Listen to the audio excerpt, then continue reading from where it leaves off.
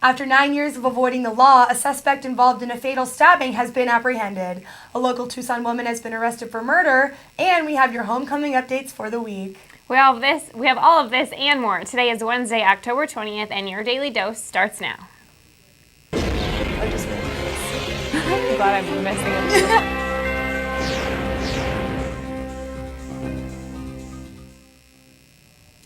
It has been a long, painful 9 years, but finally the prime suspect of a 2001 slaying of a Tucson high school student has been apprehended in none other than Mexico.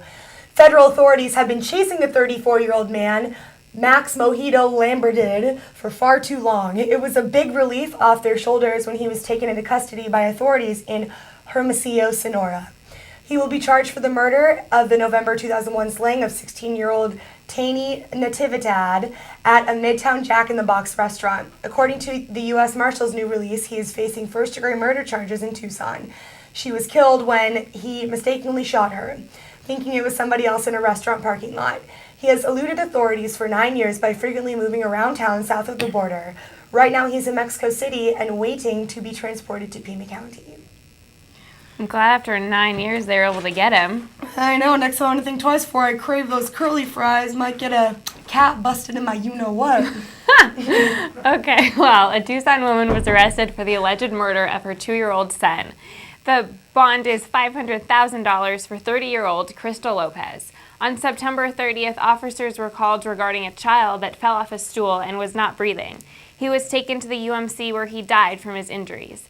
On the day of the incident, the child was left alone with a sitter, but the injuries were not consistent with falling off a stool. On October 19th, medical evidence showed injuries were caused while he was in the care of his mother earlier that day. Lopez is charged with 1 count of first-degree murder and child abuse.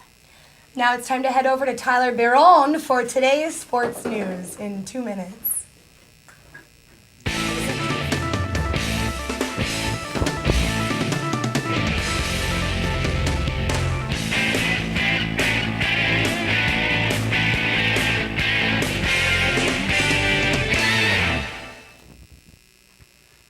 Last Saturday, the number 17th ranked Arizona Wildcat football team hit the road to take on the Washington State Cougars. Coming off a tough loss against a good Oregon State Beaver team, the Wildcats did not disappoint in Pullman, Washington. The Cats beat the Cougars 24-7. Running backs Keelan Antolin and Nick Grigsby took up the slack for the offense when quarterback Nick Foles left the game due to a knee injury. Antolin rushed for 92 yards and 2 touchdowns, while Grigsby added 66 yards and a score as well. Foles, the Pac-10's leading passer, sprained his knee and will be out at least 2 to 3 weeks. Backup quarterback Matt Scott nearly played the entire game, completing 14 of 20 passes for 139 yards. He was intercepted twice and sacked 5 times as well. With the win, the Wildcats improved to 5-1 on the season and 2-1 in the Pac-10. Up next for the UA is the University of Washington, currently 3-3 on the year and 2-1 in the Pac-10. The Huskies will make their way all the way down to the Old Pueblo to face off against the Cats at Arizona Stadium to celebrate homecoming weekend. Game time for this one is set for 7:15 p.m. and will be nationally broadcasted on ESPN. My pick for this game, Arizona. Final score, UA 24, Washington 14. The Arizona softball team wrapped up the Arizona Fall Classic, finishing a perfect 5-0 on the weekend. On Sunday, the Cats beat Cypress 10-0 in 5 innings before edging Pima 3-1 earlier. On Saturday, Arizona beat New Mexico 11-0 and Central Arizona 4-2. Friday night saw the Wildcats mercy Arizona Western 14-2. Stacey Chambers led the Wildcats with 5 RBIs on the night, 3 of which came on a home run in the 4th inning against Cypress. For the night, she finished 4 for 6 at the dish. Arizona will meet Pima again this Wednesday, October 20th at 6 p.m. at Hillenbrand Stadium. The UA softball team will conclude its fall schedule against the Wildcat alum this Friday at 8 p.m. That's a look at your sports news, Wildcats. I'm Tyler Barron.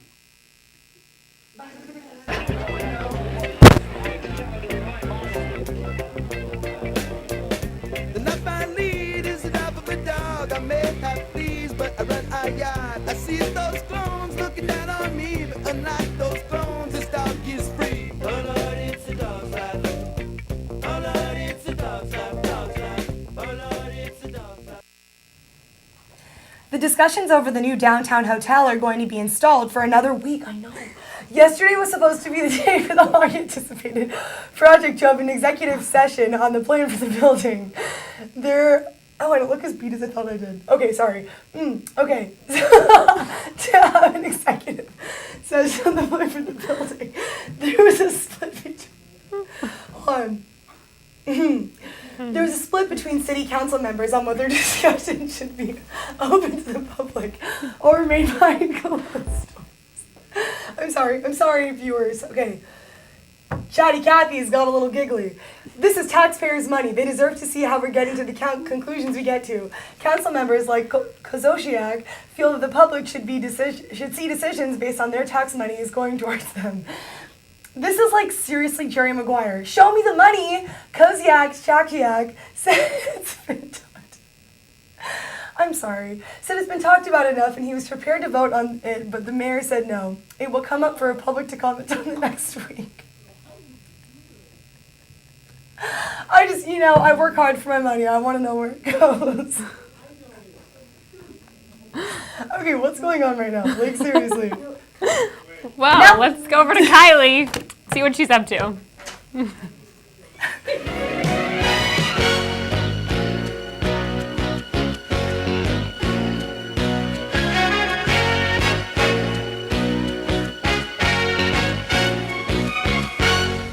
Welcome back, Tucson. I'm Kylie Staples, back with your entertainment news.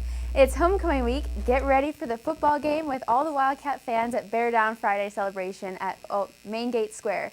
There will be performances by the Pride of Arizona Marching Band, the UA Cheerleaders, and Wilbur and Wilma.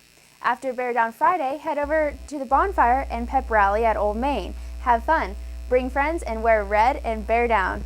Thursday, October 21st, the University of Arizona College of Fine Arts and UA presents More Than a Game, the incredible true story of LeBron James and the Akron Fab Five. This event will be hosted by the Arizona Athletics. The documentary More Than a Game, which is distributed by Lionsgate, chronicles the journey of what may be the best high school basketball team ever and showcase the humble beginnings of future NBA superstar LeBron James. Along with boyhood friends Drew Joyce, Cyan Cotton, and Willie McGee, More Than a Game is an inspirational film about 5 young men overcoming tremendous obstacles and emerging triumphant. The screening begins at 7 p.m. at UA Centennial Hall and is free and open to the public. Well, that is all I have for you today. I'm Kylie Staples, and have a fun homecoming week. See you next time. Okay, so I have a joke for you. Okay, go for it. Okay, why? Okay, so I'm not good at formatting these, but okay, so why did the astronaut find cow bones on the moon when he landed on the moon? No idea. Because the cow didn't make it, like the cow jumped over the moon, the cow didn't make it. Oh. So he died on the moon. That was a good one. Poor cow. One of my favorites. It's a good one. I'll remember that one. Well, the Hoover Dam Bypass Bridge is now open to traffic after years of planning, more than 5 years of construction. The bridge cost $240 million to build. It was opened for the first time late last night. The Arizona Department of Transportation says it is intended to create a high-speed bypass of Hoover Dam for Arizona travelers heading to and from Las Vegas. This is a much safer and more efficient route for all the travelers and commercial trucks. The bridge also maintains critical economic ties between Arizona and Nevada and the Southwest region. Well, it's now time to go back to Kylie Staples to see what the weather holds for us this week.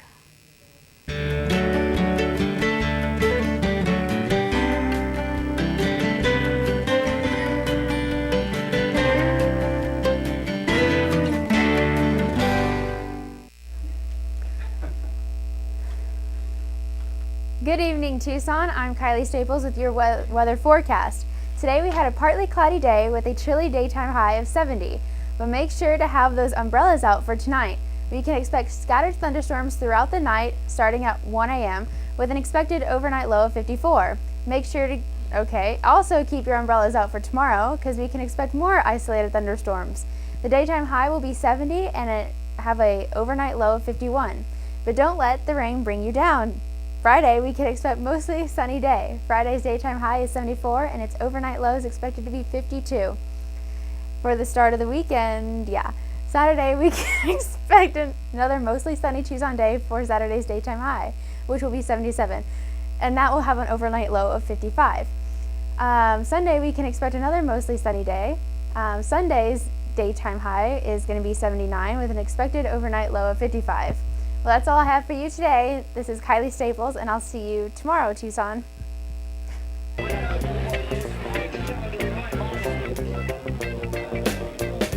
life I lead is the life of a dog. I may have fleas, but I run a yard. I see those clones looking down on me, but unlike those clones, this dog is free. Oh Lord, it's a dog's life. Oh Lord, it's a dog's life, dog's life. Oh Lord, it's a dog's life. That's all for today, Wildcats. For all of us here at UATV, I'm Samantha Schaefer. And I'm Katie Meredith. This has been another edition of Your Daily Dose. Good times. Oh my God.